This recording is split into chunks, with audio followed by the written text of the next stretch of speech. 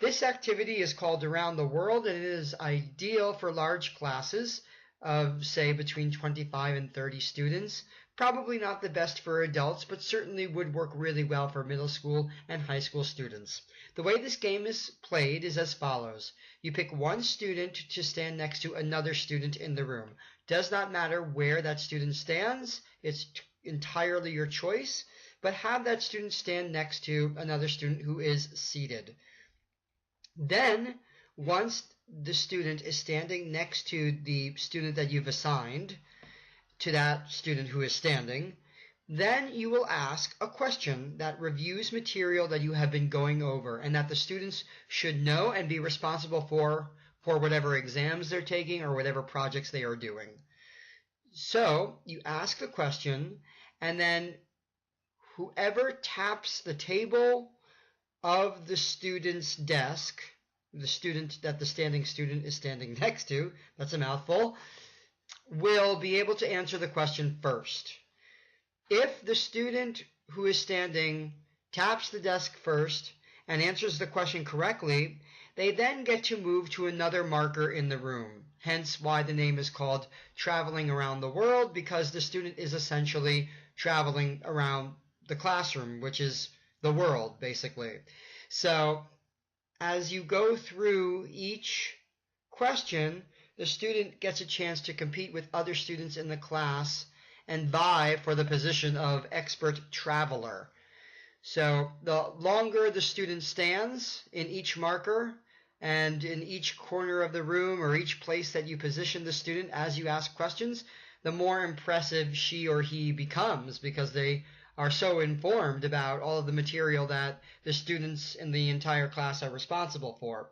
So there is a level of competition here, a level of competitiveness, and it's also a really good activity to give to the students because it makes the material more accessible, more memorable.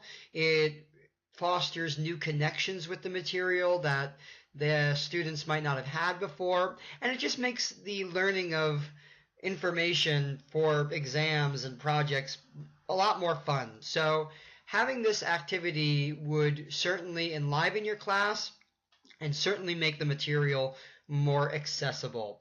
That said, this class is really ideal for post exam periods, pre-exam periods. It's good for warm-up sometimes, but I would recommend holding this particular activity for an entire class right before an exam, because it will just allow the students to reflect on the information that hopefully they will be studying or will have studied. So it is a good review and refresher activity for your students.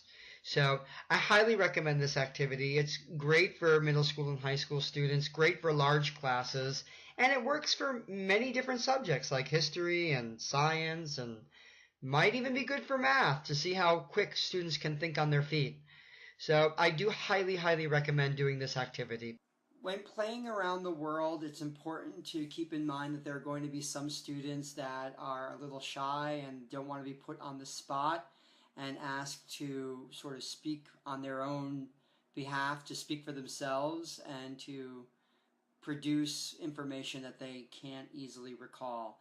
And for some students, this can be really kind of traumatizing. So you need to really keep this in mind. Keep in mind the personalities of your different students, and to just be cognizant of the fact that there might be some people who just don't want to do an activity like this where they have to sort of fight to be recognized and to sort of be placed, under the light, so to speak, and to speak for their on their own behalf. So definitely consider that, okay?